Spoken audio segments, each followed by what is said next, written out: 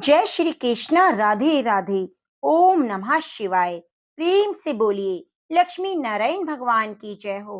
प्रिय भक्तजनों, आप सभी को जेठ माह की हार्दिक शुभकामनाएं। जेठ माह में भगवान शनिदेव का जन्म हुआ था। इसके अलावा इस महीने में भगवान हनुमान जी पहली बार प्रभु श्री राम से मिलने आए थे। जेठ माह में भगवान सूर्यदेव, माँ लक्ष्मी, विष्णु जी, वरुण देव, शनिदेव और हनुमान जी की पूजा करने का विधान है। जेठ के पूरे महीने में केले के पेड़ का पूजन करके विष्णु भगवान की कथा सुनी जाती है। ऐसा करने से हमें मनोवांछित फल की प्राप्ति होती है। जब भी केले के पौधे का पूजन किया जाता है तो उसमें जल सींचा जाता है, घी का दीपक प्रज्वलित किया जाता है, चने और गुड़ का भोग लगाया जाता है। इससे घर में सुख समृद्धि और धन संपदा आती है। कुंडली में गुरु ग्रह मजबूत होता है, अखंड सौभाग्य मिलता है। जेठ माह में केले के पौधे के पूजन का विशेष महत्व है। अगर आप भी किसी मनोकामना से जेठ माह में केले के पौधे का पूजन कर रहे हैं तो नियमित रूप से पूरे माह कथा अवश्य सुनिए। इससे श्री हरि भगवान विष्णु आपकी मनोकामना अवश्य पूरा करेंगे। तो आज मैं आपको सुना रही हूँ केले के पूजन में सुनी जाने वाली बड़ी ही पवित्र और दुर्लभ कथा। आप कथा को पूरा प्रसन्नचित मन से धैर्य के साथ पूरा अवश्य सुनिए और कथा सुनते हुए वीडियो को लाइक करके कमेंट बॉक्स में लक्ष्मीपति नारायण की जय हो जरूर लिखिए। एक गांव में एक औरत रहती थी। उसके पति की मृत्यु हो चुकी थी। उसे एक छोटा सा बेटा था। वह बहुत दुखी रहता था। मेहनत मजदूरी करके लोगों के घरों में झाड़ू पोछा करके अपना और अपने बेटे का पालन पोषण किया करती थी। उसका बेटा ही उसका एकमात्र सहारा था। ऐसा करते करते 2-3 साल बीत गए। जब उसका बेटा थोड़ा बड़ा हुआ, कुछ समझने लायक हुआ, तो दोनों माँ बेटे किसी घर से काम निपटाकर शाम के समय घर आ रहे थे। तो रास्ते में विष्णु भगवान के मंदिर के अंदर सत्यनारायण भगवान की कथा हो रही थी। तो बेटे ने कहा, माँ माँ चलो अपने भी कथा सुनते हैं, कथा सुनेंगे, कीर्तन सुनेंगे। तो माँ ने कहा, नहीं बेटा, अपने नहीं जाएंगे, वह चढ़ावा चढ़ाने के लिए हमारे पास कुछ भी नहीं है। तो बेटा जिद करने लगा जाने के लिए। तो उसकी जिद की वजह से उसकी माँ उसको लेकर वहां चली गई। वहां पर सत्यनारायण भगवान की कथा हो रही थी। तो वह चुपचाप जाकर एक कोने में बैठ गई। उसके बाद आरती होने लगी, कीर्तन होने लगा। सारे लोग बहुत खुश थे, किंतु वह चुपचाप उदास बैठी हुई थी। तो ब्राह्मण ने उसे कई बार देखा। तो भजन कीर्तन होने के बाद जब प्रसाद बांटने लगे तो ब्राह्मण ने पूछा, बेटा तू इतनी उदास क्यों बैठी है, मुझे बताओ। तो उसने कहा, बाबा मैं बहुत गरीब हूँ, मैं कथा सुनने के लिए तो आ गई, पर भगवान को चढ़ावा चढ़ाने के लिए मेरे पास एक पैसा तक नहीं। ऐसा कहते हुए उसने उस ब्राह्मण को अपनी पूरी व्यथा बताई। तो ब्राह्मण ने कहा, बेटा उदास मत हो, भगवान सबकी सुनते हैं, तेरी भी सुनेंगे। ऐसा करना, आज बैसाख पूर्णिमा है और कल से जेठ माह आरंभ हो जाएगा। तो तुम ऐसे ही करना, सुबह जल्दी उठकर स्नान करना, उसके बाद केले के वृक्ष की पूजा करना। केले के वृक्ष में भगवान विष्णु का वास होता है। अगर तुम पूरे महीने केले की नियमित रूप से जल सींचोगी तो भगवान श्री हरि विष्णु की कृपा से तुम्हारे सभी दुख दूर हो जाएंगे। तो ब्राह्मण से सारी विधि जानकर अपने बेटे के साथ बड़ी खुशी से घर आ गई। दूसरे दिन सुबह जल्दी उठकर स्नान किया। बाद में रोजाना नियमित रूप से केले के पौधे में पानी डालती, एक नियमित दीपक जलाती और चढ़ावे के रूप में थोड़ी दाल और गुड़ का भोग लगाती। इस तरह करते करते उसे सालों बीत गए, पर उसने अपना नियम नहीं छोड़ा। भगवान विष्णु की कृपा से उसे बगीचे में एक अच्छी सी नौकरी मिल गई, जिससे उसका गुजारा अच्छे से हो जाता और अपने बच्चे का पालन पोषण भी कर लेती। भगवान विष्णु की कृपा से उसका बेटा अच्छा पढ़ लिख कर बड़ा आदमी बन गया। माँ बेटे दोनों बहुत खुश रहते। उसकी माँ रोजाना ही भगवान विष्णु की पूजा करती, रोजाना केले के वृक्ष में घी का दीपक जलाती। ऐसा करते करते एक दिन उसके बेटे की सगाई हो गई, फिर उसका विवाह हो गया। विवाह होने के बाद बहू आ गई। घर पर हंसी खुशी का माहौल चलता रहा, लेकिन 1 साल बीतने तक, 1 साल बाद में बहू को ऐसा लगा कि ये सब पूजा पाठ ढोंग है, फालतू में घी बर्बाद होता है। तो उसने सोचा, अगर मैं सास को बोलूंगी कि घी का दीपक नहीं जलाना तो बुरा मानेंगी, इससे अच्छा है उन्हीं के बेटे से कहलवा देती हूँ कि घी का दीपक नहीं करना। तो उसी शाम को उसने अपने पति से कहा कि तुम मेरी एक बात माननी होगी, तुम अपनी माँ को कह दो घी का दीपक नहीं करना। इतनी महंगाई के अंदर रोजाना घी का दीपक क्या जरूरत है? दीपक ही करना है तो तेल का कर दो, इसमें कोई दिक्कत नहीं। उसने कहा, मेरी समझ से तो पहले ही मेरी माँ हमेशा से घी का दीपक करती है, मैं उन्हें मना नहीं कर सकता। तो उसकी पत्नी बोली, मना तो तुम्हें करना होगा, तुम करते हो तो ठीक है, वरना मैं मना कर दूंगी, उन्हें बुरा लगेगा, इसलिए मैं तुमसे बोल रही हूँ। बेटे ने सोचा कि बहू की बेइज्जती होगी, इससे अच्छा है मैं ही समझा देता हूँ। तो उसने एक दिन माँ से कहा, माँ आपको दीपक ही करना है तो तेल का दिया कर लिया करो, कितनी महंगाई है। तो उसकी माँ ने कहा, बेटा जब मैं मेहनत मजदूरी करती थी तब भी घी की कोई कमी ना थी, आज तो इतना बड़ा आदमी बन गया है, फिर भी एक दीपक के घी की कमी आ गई। चलो बेटा कोई बात नहीं, जैसा तू कहता है वैसा मैं करूंगी, क्योंकि मेरे जीवन में तेरी खुशी से बढ़कर कुछ भी नहीं। तो दूसरे दिन उसकी माँ तेल लेकर जाने लगी। तो 3 दिन बीते थे कि बहू को तो वो भी अच्छा ना लगा। उसने तेल और घी के डब्बे उठाकर अलमारी में रख दिए और ताला लगा दिया। दूसरे दिन सास ने पूछा, बेटा तेल कहाँ है? मुझे दीपक करना है, आकर भोजन भी करना है। तो बहू बोली, ये सब फालतू के ढोंग हैं। माँ जी, ऐसा आपको कुछ नहीं करना, चुपचाप से भोजन कर लो। उसने कहा, बेटा ठीक है, भोजन मेरे कमरे में भिजवा देना, मैं कर लूंगी। वो रोजाना रूखी सूखी रोटी कमरे में दे आती, तो उन रोटियों को खाती नहीं। जब रात को बेटे बहू सो जाते तो उन रोटियों को उठाकर बाहर गाय को दे आती। ऐसा करते करते 2-3 दिन बीत गए। एक दिन जब बेटा बहू सो गए तो बुढ़िया ने अपना भोजन उठाया। जैसे ही बाहर जाने लगी गाय को खिलाने के लिए, तो बेटे बहू की आवाजें सुनाई देने लगी। बहू कह रही थी, आप कहते थे ना कि मेरी माँ का नियम है वे बिना भगवान विष्णु की पूजा किए, घी का दीपक प्रज्वलित किए भोजन नहीं करती। अब देखो, आज 3-4 दिन हो गए, रोजाना अच्छे से भोजन करती है। ये सब फालतू के ढोंग है, मैं तुम्हारी माँ को अच्छे से जानती हूँ। तो उसके बेटे ने कहा, मेरी माँ के बारे में ऐसा वैसा मत कहो, मेरी माँ का नियम था, तूने तुड़वा दिया। अच्छी बात है, मैं इस बात में कोई भी बात नहीं करना चाहता। तो यह बात जब बुढ़िया ने सुनी तो उसने चुपचाप गाय को वो रोटी डाली और वापस आकर सो गई और रोने लगी। रोते रोते उसे नींद आ गई। नींद में उसे भगवान विष्णु दिखाई दिए और बोले, बुढ़िया सो रही है, यह जाग रही है। उसने कहा, महाराज ना सोई ना जागी, कहो क्या आज्ञा है। तो बोले, 3-4 दिन हो गए तुमने मेरी पूजा नहीं की। तो बुढ़िया ने कहा, कैसे आऊं, मेरे पास दीपक जलाने के लिए घी तेल नहीं। तो विष्णु भगवान ने कहा, निराश होने की जरूरत नहीं, तुम केले के पेड़ के नीचे कल आ जाना, तुम्हें सब कुछ मिल जाएगा। ऐसा कहकर भगवान अंतर्ध्यान हो गए। बुढ़िया की जैसे आंख खुली, इधर उधर देखा, कोई नहीं था। सुबह उठकर बुढ़िया ने वैसा ही किया जैसा उसे सपना आया था। जल्दी से स्नान किया, केले के पेड़ के पास जाकर बैठ गई।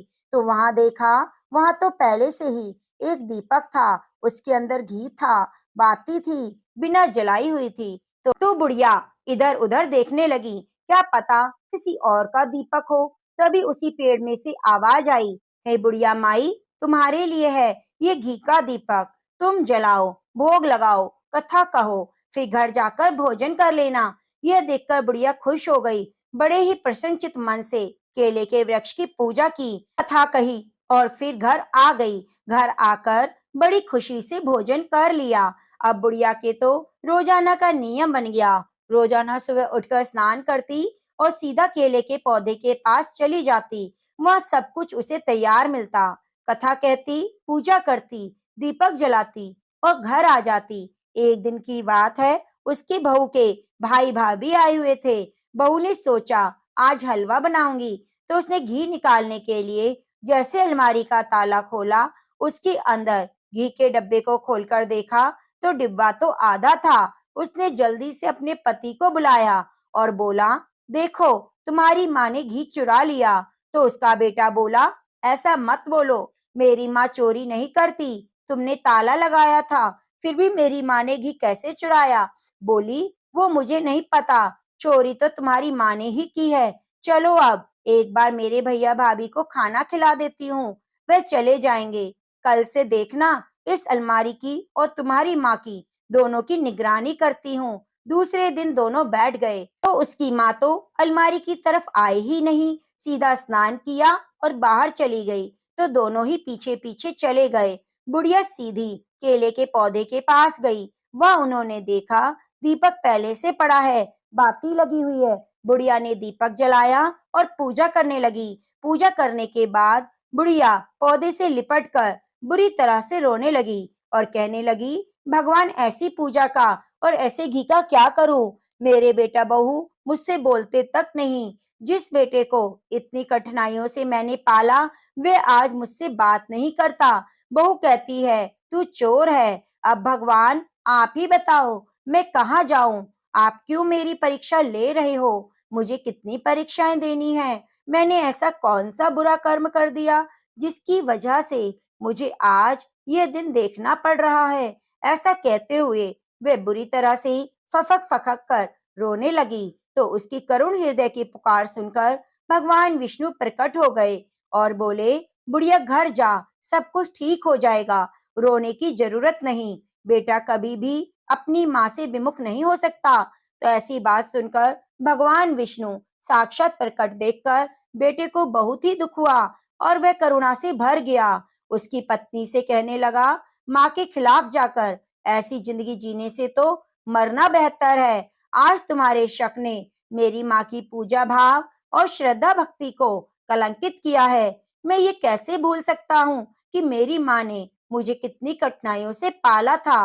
मेरी माँ का मैं ही एकमात्र सहारा था। आज मैं तुम्हारे कहने पर अपनी माँ के विमुख हो गया। मुझे बहुत बड़ी गलती हो गई। अब इस पाप का प्रायश्चित कैसे होगा? ऐसा कहकर वह बुरी तरह से रोने लगा और उसकी पत्नी बोली कि पाप आपने नहीं किया, पाप तो मैंने किया। आज मेरी आंखें खुल गई, मैं माँ जी से माफी मांगूंगी। और ऐसा कहते हुए वह सासू माँ की तरफ दौड़ी और चरणों में जाकर गिर गई। कहने लगी, माँ जी मुझे माफ कर दो, मैंने आपकी पूजा पाठ को ढोंग बताया, घी चोरी करने का इल्जाम लगाया। आप मुझे सजा दो, जो भी दोगी मुझे मंजूर होगा, मुझे माफ कर दो। तो बुढ़िया ने उसे उठाते हुए गले से लगाया और कहा, बेटा माँ अपने बच्चों से कभी नाराज नहीं होती, चलो घर चलते हैं। ऐसा कहकर वह बुढ़िया अपने बेटे और बहू के साथ घर आ गई। तो उसकी बहू ने कहा, माँ जी कल से मैं भी आपके साथ केले के वृक्ष की पूजा करूंगी। अब दोनों सास बहू रोजाना केले के पौधे की पूजा करती, घी का दीपक जलाती। एक दिन बुढ़िया ने कहा, बेटा आज पूर्णिमा है, मैं कुछ पंडितों को भोजन करवाना चाहती हूँ। तो उसकी बहू ने कहा, हाँ माँ जी खुशी से कराइए। तो बहू ने 36 प्रकार के भोजन तैयार किए, ब्राह्मणों को भोजन कराया, यथासंभव दान दक्षिणा देकर उन्हें विदा किया। तो ब्राह्मण उनकी भक्ति भाव देखकर बहुत खुश हुए, आशीर्वाद देते हुए चले गए। तो उनकी भक्ति सेवा देखकर भगवान श्री हरि विष्णु बहुत प्रसन्न हुए और उन्हें सुख सौभाग्य का, अन्न धन का और संतान का आशीर्वाद दिया। 9 महीने बाद उनकी बहू ने बहुत ही सुंदर पुत्र को जन्म दिया। अन्न धन की कोई कमी ना रही। इस तरह भगवान विष्णु की पूजा करने से बुढ़िया को अनंत सुखों की प्राप्ति हुई। वे अपने जीवन के समस्त सुखों को भोगते हुए अंत में वैकुंठ लोक को चली गई। इसलिए कहा गया है कि भगवान विष्णु की पूजा सच्चे मन से की गई हो तो वह कभी भी निष्फल नहीं होती। विष्णु भगवान जैसा आपने बुढ़िया माई को दिया वैसा सबको देना। कहानी कहने वाले, सुनने वाले, हुंकारा भरने वाले को देना। तो प्रेम से बोलिए लक्ष्मीपति नारायण की जय हो, जेठ मास की जय हो। प्रिय भक्तजनों, अब आइए सुनते हैं हर कथा कहानी में सुनी जाने वाली गणेश भगवान की पवित्र और दुर्लभ कथा। बहुत समय पहले की बात है। एक गांव में एक भाई बहन रहते थे।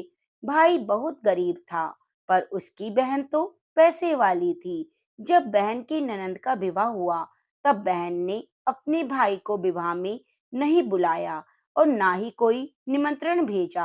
भाई को बाहर वालों से पता चला कि उसकी बहन की ननंद का विवाह है। भाई ने गांव वालों को बताया। तब गांव वालों ने अपने घर से चुनरी, बिछिया और साड़ी जैसा जिस पर भी बन पड़ा कन्या के लिए दिया। भाई सारा सामान लेकर बहन के गांव पहुंचा। बहन के घर जाने पर बहन की देवरानी बोली, भाभी जी, आपके भाई आए हैं। बहन ने पूछा, कैसे आए हैं और क्या पहना है? देवरानी ने कहा, पैदल आए हैं, फटी पगड़ी, फटी धोती पहने हुए हैं। बहन बोली, मेरे ससुर हवेली के सामने दुकान पर बैठे हैं, मुझे शर्म आती है। भाई को बोलो पीछे के दरवाजे से आए। भाई की आते ही बहन ने भाई को एक कमरे में बंद कर दिया और बाहर से ताला लगा दिया। एक तरफ लड़की का विवाह हो रहा था, गाजे बाजे बज रहे थे, अतिथियों को भोजन कराया जा रहा था, तो दूसरी तरफ भाई को कोई पानी भी पूछने वाला ना था। तो प्रिय भक्तजनों, कहते हैं ना, जिस पर भगवान गणेश की कृपा हो उसका कुछ भी नहीं हो सकता। तो भांजे की बहू को उस पर दया आ गई और उसने दरवाजा खोल दिया। दरवाजा खुलते ही भाई वहां से भागा। 2 दिनों से भूखा प्यासा उसे चक्कर आने लगे और रास्ते में गणेश जी का मंदिर पड़ा। वहां जाकर गिर गया और रोते रोते भगवान गणेश को अपनी व्यथा सुनाई। बोला, आज मेरी गरीबी के कारण से मेरी सगी बहन ने मुझे धिक्कार दिया। घर जाने पर मेरी पत्नी जब पूछेगी कि विवाह से क्या मिठाई लेकर आए, तो मैं क्या जवाब दूंगा? गणेश जी को उस पर दया आ गई। वह बोले, मेरे बगीचे से ककड़ी और तरबूज तोड़कर ले जा। भाई ने ककड़ी तोड़कर झोला भर लिया और अपने घर ले आया। घर जाते ही बच्चों ने पूछा, पिताजी, बुआ के यहाँ से क्या लेकर आए हम लोगों के लिए? झोला खोलते ही छोटे तरबूज सोने की गेंद में बदल गए। तरबूज काटे तो उसमें हीरे मोती निकले। पत्नी बोली, आप अपनी बहन के घर से इतना कुछ क्यों लाए? आपकी बहन ने हम लोगों को बहुत ज्यादा दे दिया। भाई ने कुछ जवाब नहीं दिया। गणेश भगवान की कृपा से उसके दिन बदल गए। भाई का काम धंधा जोरों से चलने लगा। धीरे धीरे धनी बने रहने के लिए मकान बन गया। पत्नी बोली, ननंद जी को बुलाकर लाओ। भाई नए कपड़े, नए जूते, रथ में बैठकर अपनी बहन को लेने गया। देवरानी बोली, भाभी जी, आपके भाई आए हैं। बहन ने पूछा, कैसे आए हैं और क्या पहना है? देवरानी बोली, रथ में बैठकर खूब ठाट बाट से आए हैं। बहन बोली, मेरे भाई को बोलो हवेली के सामने से आए। मेरे ससुर जेठ जब देखेंगे। भाई ने उनका खूब स्वागत किया। भाई बोला, मैं तुम्हें लेने आया हूँ। बहन बोली, मुझे भी बहुत दिन हो गए। हाँ चलो, मैं चलती हूँ। भाई बहन को लेकर अपने घर आया। भाई और उसकी पत्नी ने बहन का खूब आदर सत्कार किया। जो चीजें मांगी सब बनवा दी। बहन बोली, भाई मुझे जूती चाहिए। भाई ने मोची को बुलाया और कहा, मेरी बहन के लिए ऐसी जूती बनाओ जो मुंह से बोले। भाई ने बहन को बहुत सारा धन देकर विदा किया, पर अभी भी वह जूती नहीं आई थी। बहन रवाना होने लगी तो मोची जूतियां लेकर आया। बहन के जूती पहनते ही जूतियां बोलने लगी, निर्धन भाई की पैसे वाली बहन, गणेश जी का बगीचा नहीं होता तो आज क्या करती? तब बहन ने भाभी से पूछा कि ये आवाज कहाँ से आ रही है? भाई ने कहा, सुबह का समय है, कोई जीव जंतु बोल रहा होगा। भाई ने घोड़े गाड़ी को जल्दी से जाने के लिए कहा। बहन के जाते ही पत्नी जिद करके बैठ गई कि जूतियां क्या बोल रही थी। पति ने पूरी बात उसको बता दी कि बहन ने मुझे 2 दिन तक भूखा कमरे में बंद कर दिया था। भांजे की बहू ने दरवाजा खोल दिया, तब मैं बाहर आया, गणेश जी की शरण में जा पहुंचा। गणेश जी की कृपा से हमारे दिन बदल गए। उसने अपनी पत्नी को सारी बात बताई। तब पत्नी बोली, अगर मुझे पहले मालूम होता तो मैं आपकी बहन को कुछ ना देती। मेरा दिया हुआ सब कुछ वापस लेकर आओ। तब पति बोला, सुहासिनी की आशीष से ही हमें गणेश भगवान ने सब कुछ दिया है। अगर वह हमें भूखा प्यासा कमरे में बंद ना करती तो मैं गणेश भगवान के मंदिर क्यों जाता? गणेश भगवान को अपना दुखड़ा क्यों सुनाता? तुम अपना मन मैला मत करो। अपने पर तो गणेश भगवान की कृपा है, किसी चीज की कमी नहीं। फिर दोनों गणेश भगवान के आगे झुककर प्रणाम किए और जयकारा लगाया। हे गणेश महाराज, जैसी कृपा आपने गरीब भाई पर करी वैसे सभी भक्तों पर करना। कहानी कहते सुनने वाले, हुंकारा भरने वाले पर करना। गणेश भगवान की जय हो। प्रिय भक्तजनों, आइए सुनते हैं लपसी तपसी की कथा। कहते हैं यह कथा हर कथा कहानी में सुननी चाहिए। एक लपसी था, एक तपसी था। तपसी था, उसका हमेशा का नियम था कि भगवान की तपस्या करता, लेकिन उसे चोरी करने की आदत थी। लपसी हमेशा सवा सेर की लापसी बनाता, पहले भगवान को भोग लगाता, उसके बाद स्वयं भोजन करता। दोनों भाइयों का यही नियम था। तो एक दिन कोई बात को लेकर दोनों में कहासुनी हो गई। तपसी बोला, मैं रोजाना भगवान की तपस्या करता हूँ, इसलिए मैं बड़ा हूँ। लपसी बोला, मैं रोज भगवान को सवा सेर लापसी का भोग लगाता हूँ, इसलिए मैं बड़ा हूँ। ऐसा कहते हुए दोनों जोर जोर से लड़ने लगे। तभी वहां से नारद जी गुजर रहे थे। दोनों को लड़ता हुआ देख वहां आए। उनसे पूछा, तुम क्यों लड़ रहे हो? तो दोनों ने अपने आप को बड़ा बताया और साथ में बड़ा होने का कारण बताया। तो नारद जी बोले, मैं तुम्हारा फैसला अवश्य कर दूंगा। कल आऊंगा, बता दूंगा कौन बड़ा है। दूसरे दिन लपसी और तपसी नहाकर अपनी रोज की भक्ति करने आए। तो नारद जी ने छुपकर 1.25 करोड़ की एक एक अंगूठी उन दोनों के आगे रख दी। जैसे ही भक्ति करके तपसी की नजर उस अंगूठी पर पड़ी तो उसने चुपचाप से उठाई और अपने पैर के नीचे दबा ली। लपसी की नजर अंगूठी पर पड़ी, लेकिन उसने ध्यान नहीं दिया। उसने पहले भगवान को भोग लगाया, फिर स्वयं भोजन करने बैठ गया। थोड़ी देर बाद नारद जी सामने आए। तो दोनों ने पूछा, बताओ कौन बड़ा? नारद जी ने तपसी से खड़ा होने के लिए कहा। तो वह खड़ा हुआ। उसके पैर के नीचे दबी हुई अंगूठी दिखाई दी। तो नारद जी ने तपसी से कहा, तपस्या तो तुम करते हो, इतनी तपस्या करने के बाद भी तुम्हारी चोरी करने की आदत नहीं गई। यह अंगूठी मैंने ही तुम दोनों के आगे रखी थी। मैं देखना चाहता था कि तुम दोनों में किसके मन में लालच है।